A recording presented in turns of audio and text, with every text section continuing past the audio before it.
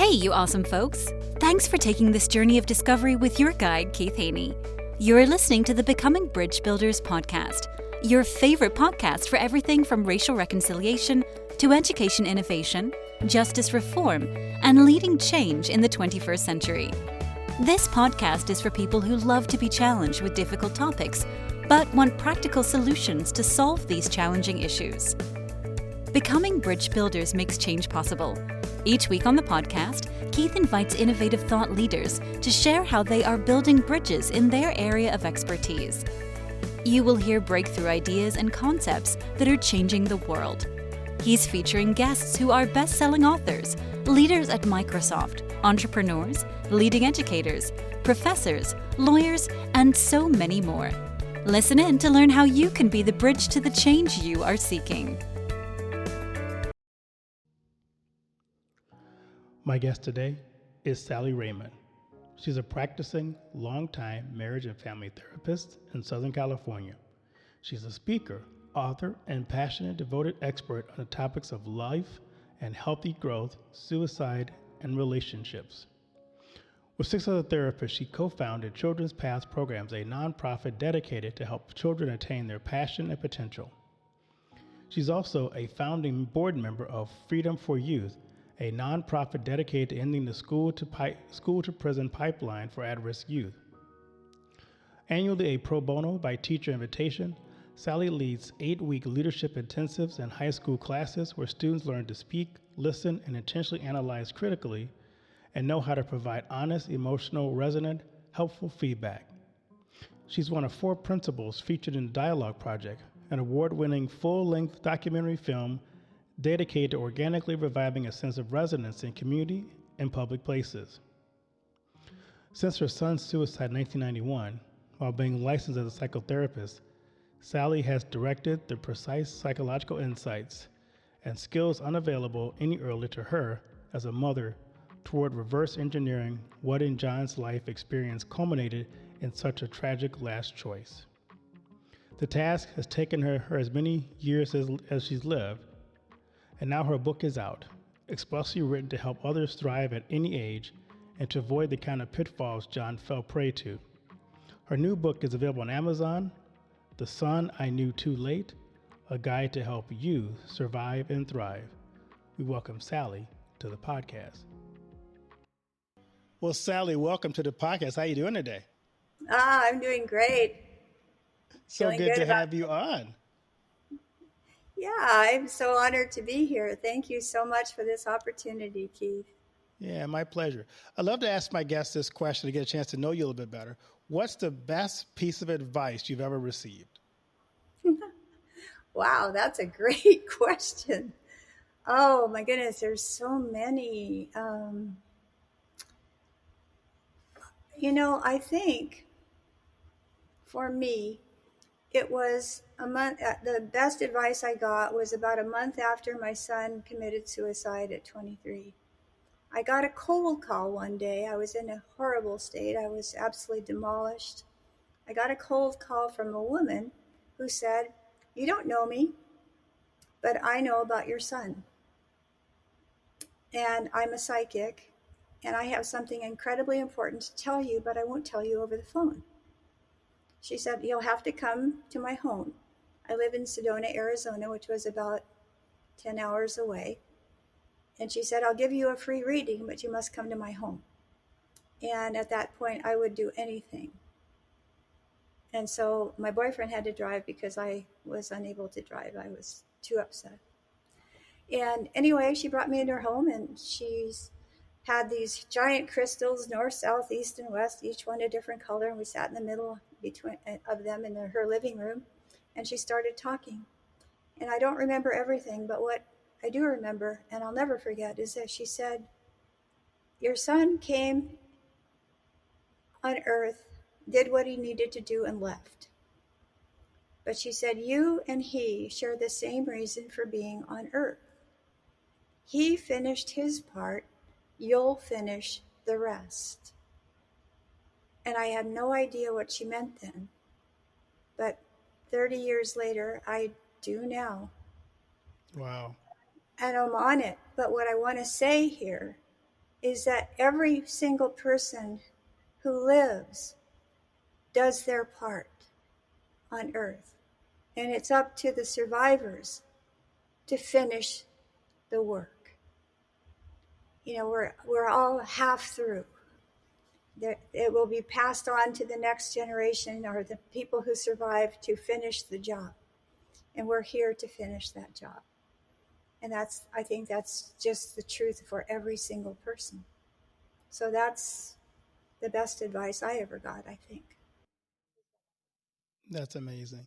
Sally, I always think that our journey in life, you just kind of mentioned it, is a journey. So kind of tell us your story so we get a backdrop of how you got from where you were to where you are now. And just kind of fill in the pieces for us. I really believe my life started with the birth of my two sons, because they became the biggest teachers I've ever had. Little did I know. I thought I was supposed to parent them. No, it was just the opposite. My eldest, John, was too smart. I didn't know that. I found that out at 2 years old when he was 2. We were passing a gas station and he goes, Ta-ex-a-co. And I'm like, oh my God, he read that sign. And I was like, I never taught him to read. And I was like, that's it. No more Sesame Street for him, you know. It was scary. I was like, oh my God, I can't handle a genius kid. I mean, what am I doing? I'm a C student in high school, right? And so at 7 years old, he was giving me 45-minute debates on why he didn't need to make his bed. And he was winning. And he was winning. And I was like, it's only going to get worse. And so I had to go back to school to keep up with him. Oh, my word. And at 14, he was at UC in the university in calculus with 250 regular college students. And he got the top grade every quarter for the 3 quarters that he took the class, and was inventing new proofs. And at 15, he was teaching calculus. At 16, he tested out of high school, and he was admitted into Carnegie Mellon in theoretical math. And in 4 years, he finished both his bachelor's and master's. And so he taught me that if you stay dedicated to what you're about, nothing can stop you. Nothing can stop you. He was just, I've never seen anyone like him in my life. And to have him as my son, he also, because he was so smart, I couldn't get a B, Keith. Because I got one, and he crucified me. Oh my God, I ended up on the couch in the fetal position as he was singing and dancing around the coffee table going, Mom is a bee, Mom is a bee. And I was like, I'm not a bee. So I never got another bee because I couldn't let him do that to me again, you know. Not a bit. So I ended up graduating with highest honors, and I would never, ever, ever have done that without my son being who he was, just as he was, every single minute. He made me who I am, and he's still, now even though he's been dead over 23 years, he's still teaching me every single day, and I stay open to everything. You know, so for me, he's not gone at all. Wow. So you wrote the book, The Son I Knew Too Late, a guide to help you survive and thrive. What led you to write this book? Well, he committed suicide. He was the superstar. I mean, you can't imagine watching this young boy do nothing wrong but just do too well. And I was a starstruck mom, and I was busy getting my degree in counseling psychology, and then after 3,000 hours, I was working on my licensure when he killed himself. And none of my stories about him could possibly have ended like that. And I was in shock. I was devastated. I will never get over it. But I realized I had missed his pain. And that was intolerable to me. I needed to find out what I'd missed. And now I had the tools I'd never had as just a mom, with psychology and all the insights and everything else. And so I went on an archaeological dig of our lives. And I started looking for what stories would have fit the bottom line. And then I killed myself. And I found them. And as I did, I'd write them up and grieve. And it often would take me almost a year to calm down enough to go on looking some more. But I ended up with almost 100 stories. And as I saw the stories, I realized that other people are suffering just as he was. The stories are happening, they're alive, they're happening right now. And so I had to use those stories in a way that would help others avoid what happened to him. And that was the reason for the book, is to help everyone survive what he didn't and we didn't. And that's what I did. So you say you went and investigated the stories. You kind of did an archaeological dig into his life. What was the underlying issue that you found or discovered in your digging? Well, there were a lot of misses, things I missed because I didn't understand or I didn't know. And what we don't know will really come back to bite us all the time. And one of the things I didn't know that I put in the book is, as I was going through my counseling training, they have you learn a lot about this one neo-Freudian called Erik Erikson, Dr. Erik Erikson. He's the father of psychosocial theory. And he's well known. He's really never been anything but celebrated. And he actually did an analysis of the stages of growth and what is the key piece, growth piece that helps us grow to the next level and the next level and the next level. And if that key piece, if you don't know what that is, you are going to do a random job of trying to, support it. And if you do know, then you know what to do. And then you're able to actually have the ability to support your child at every stage of life. And so at each stage, there's a different toggle that needs to be led to. And if you don't know it, it's going to undermine the child. And John had some issues that happened that were not dealt with well by me. And other things that happened, of course. And I didn't have the information. I didn't know what I was actually doing. And I don't think many parents do. And so my whole thing is I'm using his stories along with Erik Erikson's 8 stages of life so people can know what the toggle is and be able to lead to it, and use my son as a cautionary tale as to what can go wrong, so that we know better what to do, because contrast is really important. From knowing what's the problem, what happens if you don't do this sort of thing, and what you do instead to keep life worth the living. And that's what my book is about. Sally, you think about, you say parents miss a lot of the stories there. What is the most common misstep that parents are missing in their child's development? Well, today, I would say I think parents are trying to shelter their children too much from adversity, because adversity is what teaches us, strengthens us, what gives us who we are. When things are great, we just sail along. We're not learning very much. But it's when the wave drops and it gets dark and it gets roily and it gets tough and you're scared, that's when we have to really come up with the stuff that grows us from the inside out. And I think parents are doing too much on the opposite side to keep their everything really happy and bright, when that's not going to be of use to those children later on. When things happen that are bad, they're going to have no skills to deal with it. My grandmother was the one who kind of gave me that piece of advice when I brought John home for the first time, and I showed her to my grandmother, who was a flinty old pioneer lady of the first magnitude.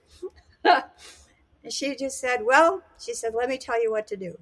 She said, don't keep the house too clean. Kids need dirt. It strengthens their immune system. Without it, they're just going to get sick all the time. and that was their first piece of advice. And the second one was, and as soon as you get him home, turn on the vacuum cleaner and leave it on for 24 hours. After that, he'll sleep through anything. Oh, wow. But the whole idea of dirt is really much more than just keeping the house too clean. Don't give your children too clean a life. Let them get messy. Let them get dirty. Your job is to support them and help them grow, not take care of everything for them. That's not being a good parent. They need adversity. They need trouble so they can, grow the depth and the strength and the resilience that's going to help them throughout life. And if they don't learn the lessons, they're going to do terrible things. Yeah. Because they don't know any better. That makes a lot of sense. Yeah. Okay. That's no. There's more. So what else would you say our parents need to be aware of? I really believe that we are making a really big mistake in valuing A's and grades. Mistakes are how we learn. Mistakes are not bad. They are the proof that you're at a new learning edge, which means you're right on the edge of learning new information. That's pushing you out. You're pushing your envelope out as you should. And the mistakes are proof that this is something you don't know yet. It's not a bad thing. It's necessary. If you're not making mistakes, you're not growing.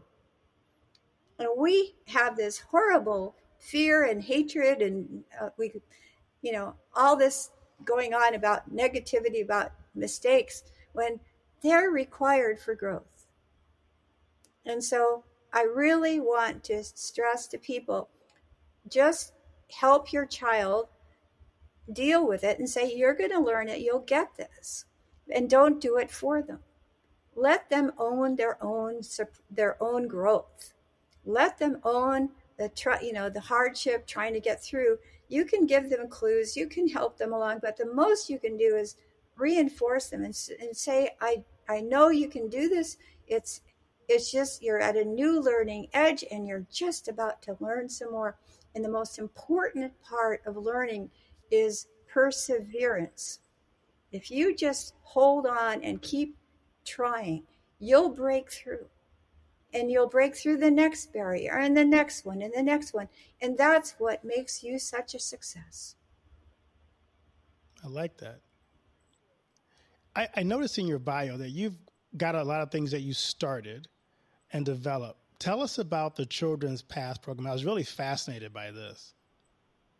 Okay, well, you should be. Now that was after my son's suicide, and I was starting my book, but I also wanted to really help young people because, I saw a lot of the things that had gone wrong with my son are happening right now. And one of them is teaching young people how to communicate, how to self-regulate their emotions, how to analyze critically without being toxic to anyone else, and learning tolerance and all these things. And so I went to a conference one year, and Dr. Jean Houston was speaking at it. And Dr. Jean Houston is a bit of she's a force of nature. She really is. If you listen to her or see her, you'll know exactly what I'm talking about. And so she was talking, and she said, who has an idea that they want to start a nonprofit? And I raised my hand, and a few other people did. Well, a number of other people did too. And she called me up, and she said, I told her what I wanted to do. And she said, anyone else want to do this? And a few hands rose, and she brought us, we all stood up, and she said, okay, you guys are starting this new nonprofit, and you cannot fail. You cannot fail. And we went forth and we started this nonprofit. And so every year I've been one of the program directors who goes out and teaches by teacher invitation. I'm brought into classrooms to teach an 8 to 10 week carve out on teaching kids how to communicate, using the skills they have within them to help them become more powerful, more effective speakers, to be able to tell their stories, to be able to, motivate people, to be able to inspire people. And it's brilliant. I've done it now for over 21 years. And I just watch magic happen every single time, because these are the skills we stopped teaching in the Industrial Revolution. We stopped teaching how to speak powerfully, how to make a difference. We stopped using the skills that we have within us to do that. And look where we're at now. Right. This is a result of generations of not being taught these skills, and you need to be taught them. And so I teach them, and I watch, in 8 weeks, I watch dead, bored eyes, a whole classroom of dead, bored eyes go on fire, and the hands start raising and they can't stop, and you just watch miracles occur where they suddenly realize they have power, their lives have power, they have the ability to succeed in life, they have the ability to make meaning out of their life, they can really make a difference. And at the same time, the whole class gets to know each member of the class in ways that bond the whole group together. And these kids will never bully any of them. They will never do that, because now they understand each other in ways that just doesn't happen in a classroom anymore. And so it's just something that I can't stop doing because it's too addictive. I don't make a dime off of it, but I get so much wealth from watching the kids. I cannot possibly stop. I'm completely addicted to it. Well, it's so neat that you can pour into people and change kids' lives like that, because you're right. We don't teach that. We don't teach resilience. We don't teach toughness, because those are almost taboo words in our society. And you're right. Parents, I think we get caught up in the life was hard for me, so I want my kids not to go through that, but they need to, because like you said, it does build resilience. I mean, the Bible talks about it. You need the persecution, because that produces character, and character produces hope. So when you have tough times, how do you find hope if you've never been through a tough time to see on the other side of it that there is hope? Yes. And the hope is within your body. It's in the skill, the abilities it has to, everybody has all it needs to survive and thrive. But if we aren't taught the skills, we are at a deficit. And then it just capitalizes, and the schools assume parents are going to teach them these skills when they were never taught them either. Right, exactly. So you're also a movie star, I see. You did something called the Dialogue Project. You want to tell us about your award-winning documentary? Sure. That was so much. That was in 2006. And you have to understand that I'm a landlady, and I always have rented a room out just to sort of help me survive with my children since I became a single parent back in 1973. And one year, a young man, I needed a renter, and a young man came, and I looked at him and I thought, Italian, because I'm Italian. And then I thought Northern Italian, which is important to Italians. And anyway, he agreed he was all of that. And we basically bonded the first night, and he he lived through the period where I lost my son, and he kind of became my surrogate son. And he's been my surrogate son ever since. And Mike is unstoppable. He's the same caliber as John, as my son who died, but in a very different way. And he's an artist, and he's unlimited. And so one year he decided he wanted to be a documentarian, and he created this documentary, and he made me the principal in it all around the United States. And it was a set of screens with with quotes all over it, from Buddha to Madonna to Christ to everything. And it was to help people in public places start a dialogue naturally, al fresco, just with, being able to do that. And then we filmed what happened. And we got in some film festivals, and we won some awards, and it was very, very fancy and very fun. And in that documentary, I was basically Lucy in the 5-cent box wherever I went. And it was my favorite job of all time. I would have done it for the rest of my life.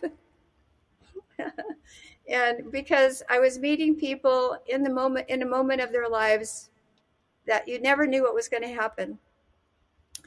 And I would end up speaking. They didn't know I was a psychotherapist, but I'd end up talking about things that mattered.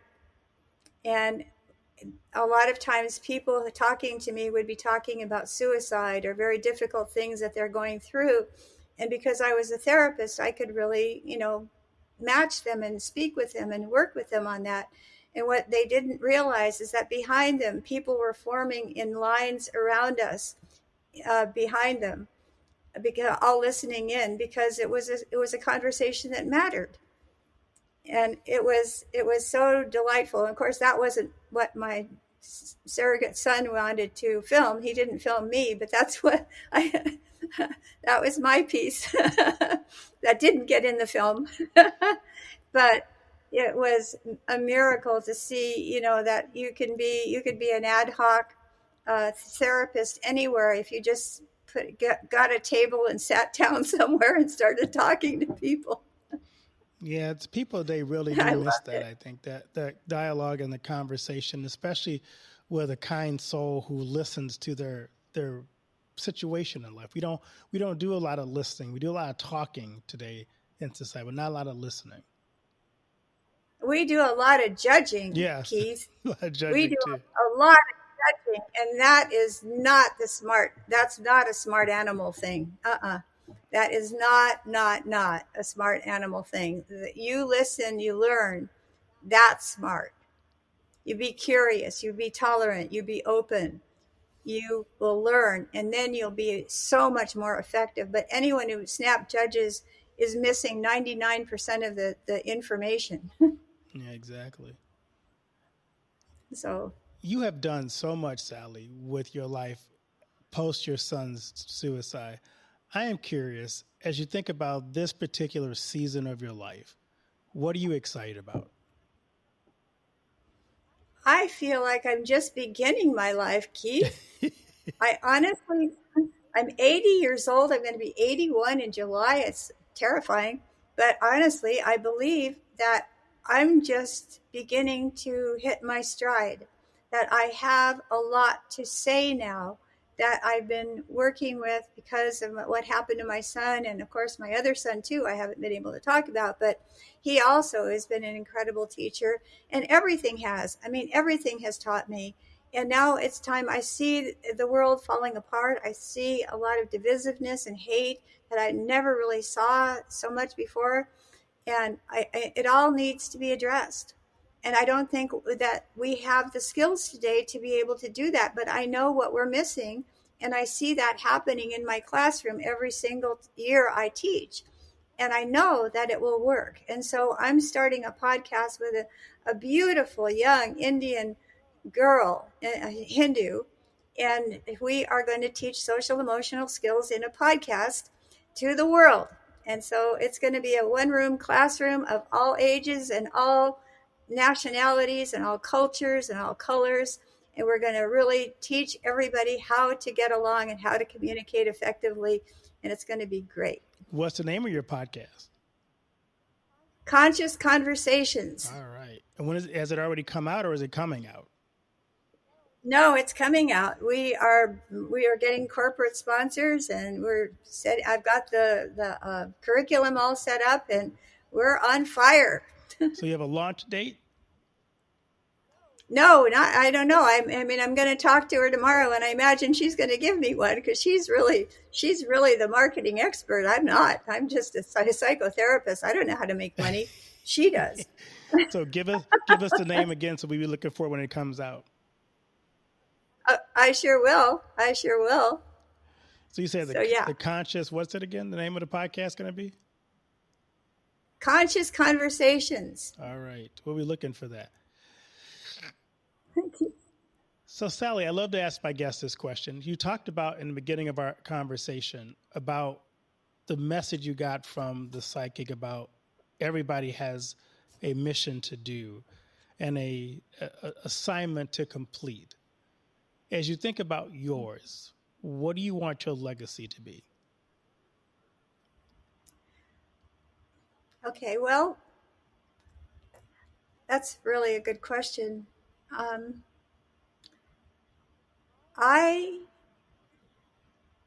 my father's side, I go back to the Mayflower. Wow. And on my mother's side, it's just the boat all the Italians came off of. But like a boat. But I really, my father's side were Quakers, very kind and very thoughtful people. I used to think they were fairly boring because the Italians were so much more spontaneous and witty and crazy and fun and all that. But that caring, thoughtful, where every single person is a sacred person, is so important. And I think we have lost that connection.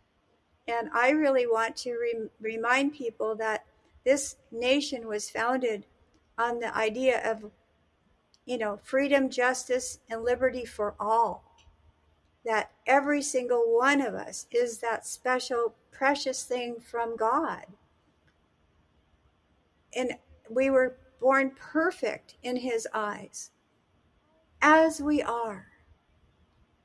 And so to bring that consciousness back and teach us the skills that we're missing to be able to really work with, talk with, and connect with one another and live together in peace and harmony, I think that's what we're supposed to be doing. And so I want to really reboot the social emotional skills quotient. I want to reboot tolerance, perseverance, trust, and the ability to listen and not judge. I love that. As we wrap up today, Sally, what key takeaways do you want the audience to walk away with from our discussion, especially as it concerns parents and their impact they have on their kids? Okay. First of all, I would really highly suggest you read my book, or at least read Dr. Eric Erickson and find out about the 8 ages of man, because you really need to know what to lead to and what to avoid at each stage to help your children thrive and grow into wonderfully fabulous adults that, are really going to contribute to the world. But also, I really want people to stop treating grades as such a big deal. It's about the process. Reward the effort your child is making in school, not the grade. Grades become punitive because if you get an A and everybody, oh wow, you got that A, you have to get another A and another, and you can't. It just starts to whip you. And so, reward the effort. Say, wow, you really put a lot of work into that. No matter what the grade is, just support them. Don't be outcome-based, be process-based. Be with your child. Allow them to feel their feelings, but don't do it for them. Allow them to make mistakes. Just encourage them. Say, you're going to get this. it's going to be, on the other side of this, you're going to look back and go, it was really easy. I just didn't see this one piece. So that's really important. And also teaching them communication skills, teaching them how to get along by modeling it. And if you don't know them, you ought to take our podcast and we will do that for you. But I mean, these are really important things that and don't protect your children too much. They need adversity to grow themselves into resilient, powerful people. So those are the takeaways, I think, for parents that I'd love to have them really live. So people can find your book, The Son I Knew Too Late, A Guide to Help You Survive and Thrive. Where can they find your book? Oh, anywhere. It's on Amazon. It's got 4.6 stars. I'm very proud. You should read the reviews. They're really awesome. Or any bookstore. You can order it anywhere. Or from my website. I have a website, sallyaraymond.com. And I've checked out your website. Your website is fabulous. Nice work on that. We encourage you to pick up her book, to leave a review for it on Amazon, because that's how the book gets found and circulated. And share it with a friend, share it with a parent. It'd be a great gift for a new parent who's just trying to figure out. I know when I was a new parent, all the resources I could get were helpful to help me make sure I didn't mess up my kids. So yes, if you get a good tool and resources, we encourage you to pick up Sally's book and to share it with a friend. Thank you, Keith. Yeah. Well, Sally, thank you so much for being on the podcast, and blessings on the work you do. I'm so encouraged by the fact that someone is pouring into our young people, teaching them how to communicate, how to be resilient, because we need to invest in this generation, because I think we've let our kids languish too long. So I'm encouraged that you're doing that, and you do it with such joy and such a wonderful spirit. So may God continue to bless you richly as you do that. Well, thank you so much, Keith, from you. That's just, deep, deep, deep, heartfelt praise. And for you too, my friend, all that you're doing and to bring, light into the world and God's words and God's message and God's love, because that's what it is. A guru once told me that all we ever see is love or a cry for love. Right. And if we just live that, that's huge, and that's straight from God. Right. Well, Sally, you have a blessed day, and thank you so much for being on the podcast. And you're welcome to come on anytime and tell us give us updates of what you're doing. Oh, I'd love to do that, Keith, anytime. Anyway, thank you so very much. You're just awesome. Well, thank you. All right.